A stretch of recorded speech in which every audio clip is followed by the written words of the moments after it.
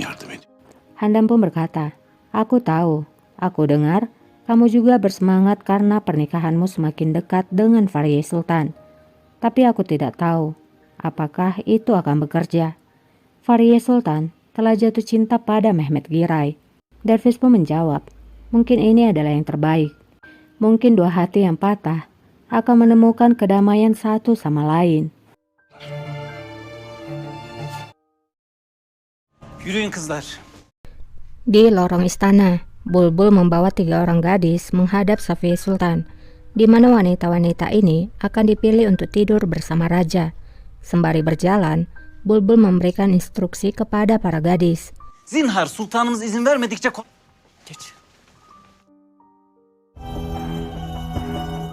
Di harem, Kosem duduk di sana sendirian. Golge juga terlihat duduk mengawasi.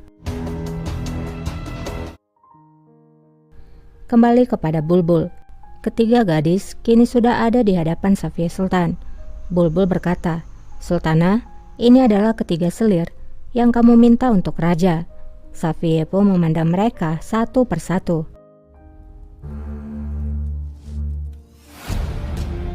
Safiye lalu bertanya pada gadis yang di tengah, siapa namamu dan dari mana asalmu? Gadis itu pun memperkenalkan namanya. Katerina Sultanım. Ia bernama Katerina, dan ia berasal dari Polandia.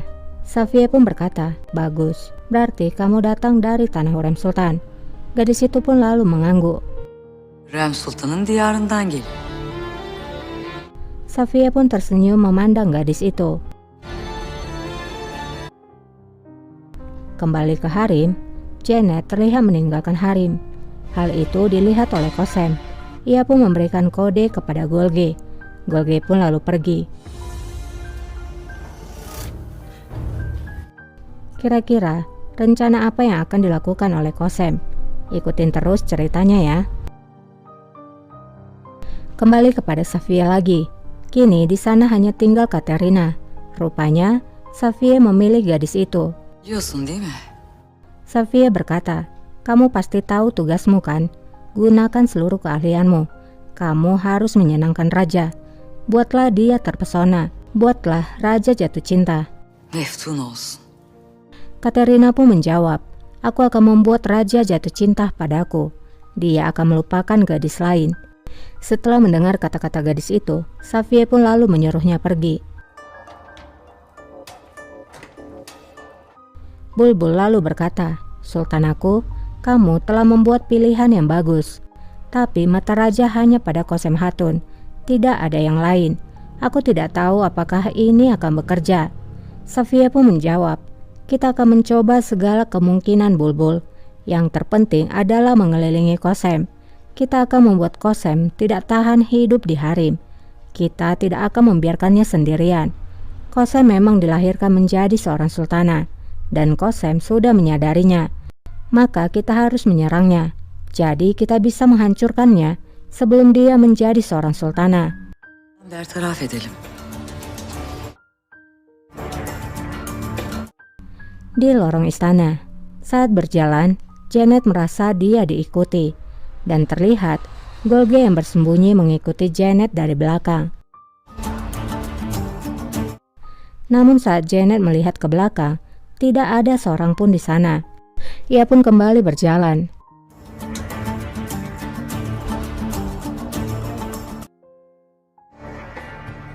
Di harem, terlihat Mahfiruse kini telah memiliki perut yang sudah semakin membesar. Ia lalu mendekati Kosem dengan berniat mengejeknya. Mahfiruse pun berkata, kamu selalu tidur dengan raja setiap malam. Ini sudah berbulan-bulan, namun kamu masih juga belum hamil. Aku ingin tahu apa yang kamu lakukan di sana.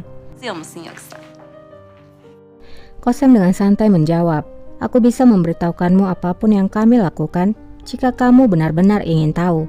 Tapi aku pikir kamu pasti tidak ingin mendengarnya. Kata-kata dari Kosem pun membuatnya tidak bisa berkata apa-apa lagi. Ia pun pergi meninggalkan Kosem di sana. Kembali kepada Janet. Kini Janet sudah bersama kekasihnya Nasib Aga. Nasib memberikan kalung dan memasangkannya kepada Janet. Nasib berkata, apakah kamu menyukainya? Mereka pun lalu bercumbu. Namun tanpa disadari oleh mereka berdua, Hachi masuk dan melihat mereka. Keduanya pun tersadar dan kemudian menunduk ketakutan. Haja! Janet berkata, Hachi-a, aku bersumpah, ini bukan seperti yang kamu pikirkan. Hachi-a pun menjawab, kamu bersumpah, kamu sangat menjijikkan, kamu tidak memiliki moral. Kita beralih sebentar kepada Raja. Raja dan Dervis sedang berbicara. Raja berkata, hari ini kamu ke Istana Lama, bagaimana keadaan ibuku? Dervis pun menjawab, ibumu sangat bersedih, dia menolak makan, dia terus bertanya kapan hukumannya akan berakhir. Raja lalu menjawab, seharusnya ibuku berpikir sebelum ia melakukannya, sebelum dia membunuh adikku. Tidak berapa lama, penjaga menginfokan bahwa Zulfikar Aga telah tiba. Raja pun menyuruhnya untuk masuk. Zulfikar pun lalu masuk. Raja lalu berkata, aku mengakhiri tugasmu di Janisari. Kamu dipecat. Zulfikar pun merasa heran dan bertanya, apakah aku telah melakukan kesalahan? Raja lalu berjalan ke mejanya dan mengambil stempel. Raja berkata, seperti yang kamu tahu, di istana ini hanya ada 4 stempel.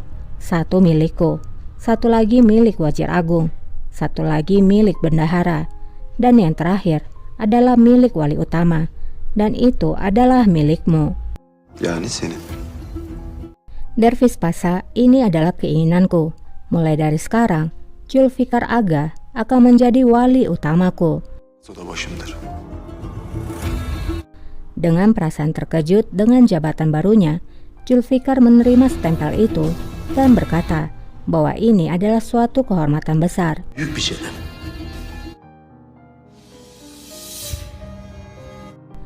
Di Harim, Golge memberikan kode pada Kosem bahwa rencana mereka telah berhasil. Kosem pun lalu pergi dari sana. Hachi lalu membawa Janet dan Nasib. Hachi berkata, aku tidak pernah melihat hal yang seperti ini sebelumnya. Tuhan akan menghukum kalian. Dasar tidak punya moral. Kalian akan dieksekusi. Nasib pun memohon pada Hachi agar dimaafkan. Janet juga berkata, kami hanya berbincang. Hachi pun lalu menjawab, diam kamu, wanita yang sangat menjijikkan. Aku telah melihatmu. Hachi lalu menyuruh para penjaga untuk memasukkan mereka ke dalam penjara.